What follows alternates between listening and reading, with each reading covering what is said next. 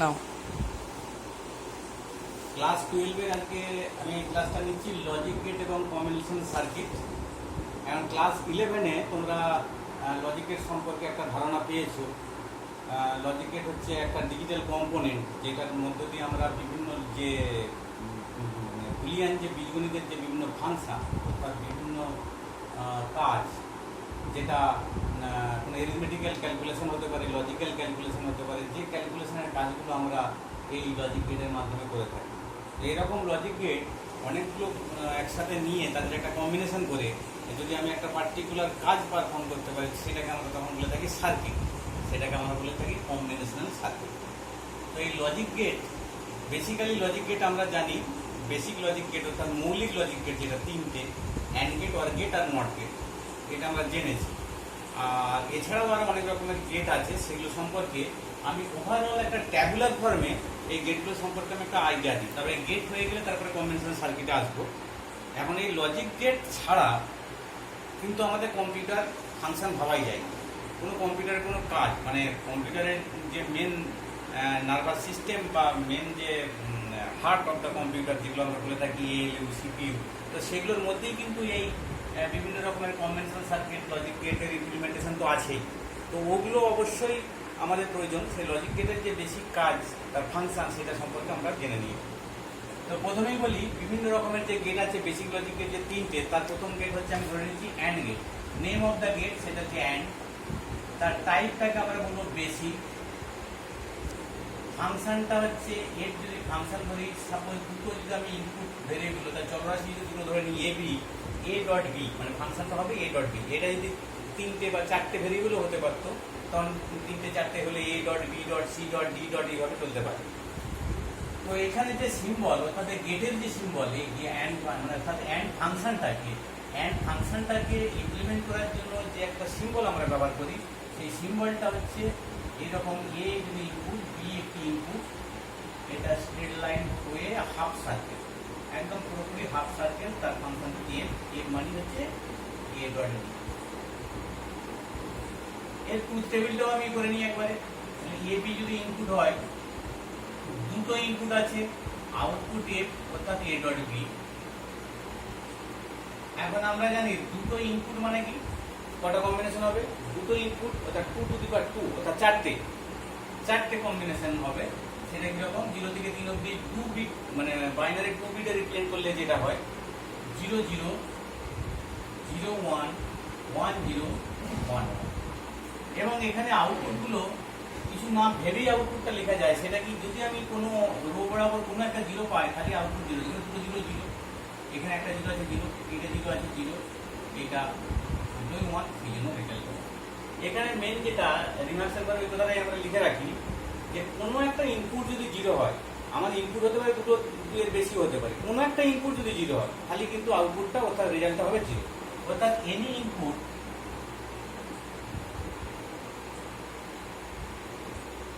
is 0, then result or output is 0. এই গেলাম and get.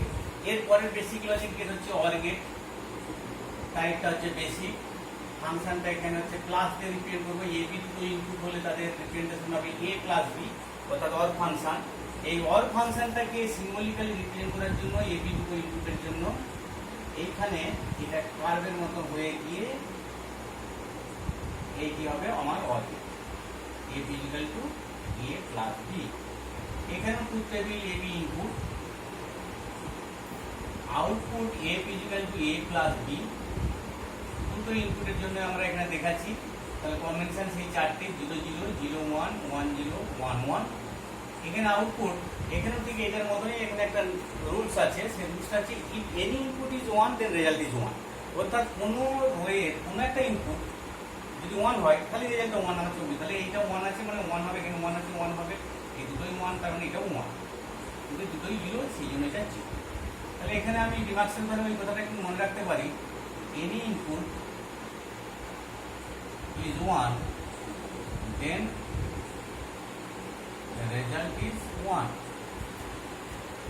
Number 2 গেলাম। এরপর হচ্ছে 3 নাম্বার নট গেট।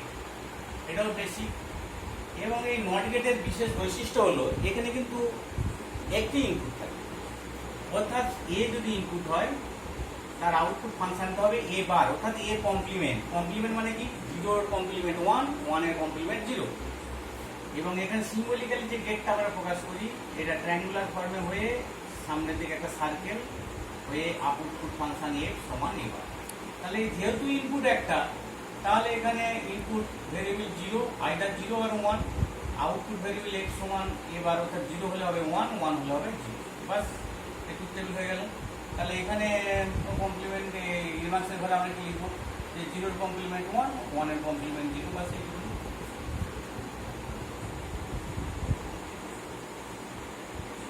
এরপরে 4 নাম্বার আমরা একটা গেটে আসছি, সেটা হচ্ছে এক্সর এবং এক্স নর, যেটাকে আমরা বলি কম্পাউন্ড গেট। আমি ধরে নিচ্ছি এক্সর। এক্সর গেটের এটাকে আমি টাইপ হিসেবে বলতে পারি কম্পাউন্ড, COMPOUND, কম্পাউন্ড। এবং এখানে আউটপুট ফাংশনটা এক্সরের ক্ষেত্রে যেটা একটু মনে রাখার চেষ্টা করবে, A bar B plus A B bar, অর্থাৎ এটাকে সিম্বলিক্যালি লেখা হয় প্লাস চিহ্ন দিয়ে গোল সার্কেল এ এক্সর বি, এটাকে read as A XOR B.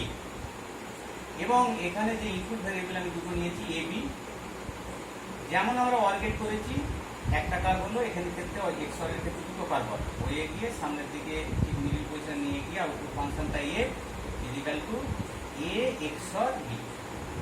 এবং এখানেও আমি ট্রুথ টেবিল করবো A B, output function A B equal to A XOR B এবং ইনপুট ভেরিয়েবল 0 0 0 1 1 0 1 1। এখানে এই ক্ষেত্রে আমরা যে আউটপুটটা, এখানেও একটা রুলস আমাকে ভাবতে হবে যে কিভাবে করব। আমার যে এখানে দেখতে পাচ্ছি যে ফাংশনটা এ bar B plus A B বার, খুব ভালো করে লক্ষ্য করো। অর্থাৎ যদি দুটো ইনপুটই জিরো হয়, তাহলে দুটো ইনপুট যদি জিরো হয় তাহলে এও জিরো বিও জিরো, তাহলে বি জিরো মানে এই অংশটা জিরো, কারণ এখানে অ্যান্ড অপারেশন হয়ে যাচ্ছে, এ বার এটা কিছু নেই মানে এটা ডট ধরে নিতে হবে, তাহলে জিরো। আবার বি জিরো মানে তাহলে এটা জিরো হয়ে গেল, আবার এও যদি জিরো হয় তাহলে এই পার্টটা zero, zero plus zero zero. আবার যদি ওয়ান দুটোকেই ধরে নিই, ওয়ান ধরলে দেখো ওয়ানের বার মানে এটা জিরো, আবার এটাও যদি ওয়ান হয় তাহলে ওয়ানের বার মানে এটা জিরো, তার মানে সেই ক্ষেত্রেও আলটিমেটলি রেজাল্টটা জিরো হয়ে যাবে, এই রেজাল্টটা জিরো হয়ে যাবে। অর্থাৎ এখানে খুব সহজভাবে যেটা মনে রাখা যে same input produce zero, same input অর্থাৎ এটাও জিরো এটাও জিরো, তাই এটা জিরো, এটা ওয়ান এটা ওয়ান অর্থাৎ জিরো। এবার এইটা ওয়ান এটা জিরো, ডিফারেন্ট ইনপুট, কারণ এটা ওয়ান হবে এটাও ওয়ান হবে, জিরো। তাহলে এখানে রিমার্কসের ধরে তাহলে আমি মনে রাখবো same input produce zero, different তার মানে different input produce one, different অপোজিটটা। এরপরে হচ্ছে 5 নাম্বার আমি গেট আলোচনা করব এক্স নট।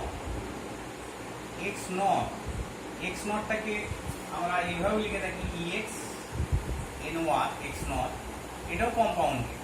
এবং এখানে ফাংশনটা হবে A B equal to A B plus A bar dot, এখানে কিছু নেই মানে কিন্তু ডট বি বার, সিম্বলিক্যালি লেখা হয় একটা ডট দিয়ে গোল সার্কেল পি।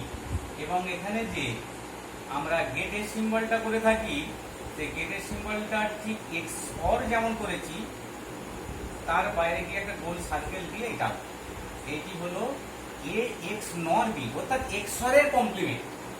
এক্স নর মানে কি, এক্সরে যা দেখছি তার উল্টোটা, কারণ এখানে এই গোল সার্কেলটা মানে নট রিপ্রেজেন্টেশন করে, তাহলে এটা এই অবধি এক্সর ছিল তারপরে নট, মানে এখানে যা ইনপুটে যা পেয়েছি সেই ইনপুটে তার উল্টা পাবো। অর্থাৎ এক্স নটের ফাংশন এগুলি মনে রাখতে হবে এবং তার সিম্বলিক্যালি প্রকাশ করা হয় এক্স নট বি হিসাবে। এবং ট্রুথ টেবিলটা সহজেই আমি ওইখান থেকেই আমি কল্পনা করে আমি করে দিতে পারি, ওইটাকে ধার করে এখানে কম্বিনেশনটা 0 0 0 1 1 0 1 1, তাহলে আউটপুটটা কত হবে, এখানে 0 পেয়েছি মানে 1 পাবো, এটা 0 হবে এটা 0 হবে এটা 1, কারণ উল্টো, কারণ কমপ্লিমেন্টারি বলেছি এক্সরের কমপ্লিমেন্ট হচ্ছে এক্স নট। তাহলে এখানে রুলসটা কিরকম, আমি এটার সঙ্গে এটা না ভেবে আমি এটাকে ইন্ডিভিজুয়ালি ভাবতে শুরু করি যে এক্স নর মানে কি। এক্স নর মানে হচ্ছে same input produce one, same input produce zero ছিল এখানে, এখানে এখানে লিখবো সেম ইনপুট